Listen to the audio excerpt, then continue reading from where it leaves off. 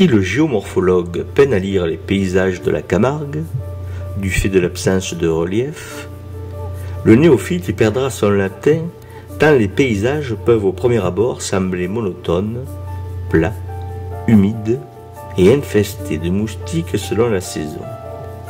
Mais la Camargue, aussi sauvage qu'elle semble être, est pour beaucoup le fait de l'homme. Car si les fleuves ont charrié pendant des millénaires les matériaux qui la composent, l'impact de l'activité humaine a été grande, notamment parce qu'il a pesé sur le volume des alluvions charriés par le Rhône et donc déposés dans le delta.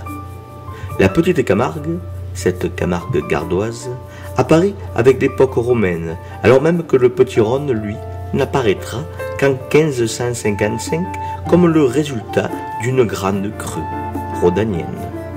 Après cette époque, la petite Camargue s'étend, elle agrandit son emprise spatiale sous l'effet des apports sédimentaires directement liés à l'action des hommes dans l'arrière-pays.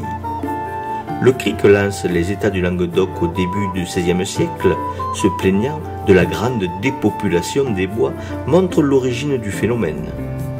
En déforestant les massifs, les pluies emportent les terres que les racines ne retiennent plus sur les pentes.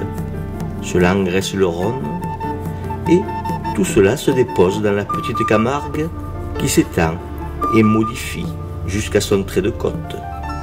Ce phénomène semble s'être ralenti à la fin du XVIIe siècle. Aujourd'hui, la Camargue c'est ça.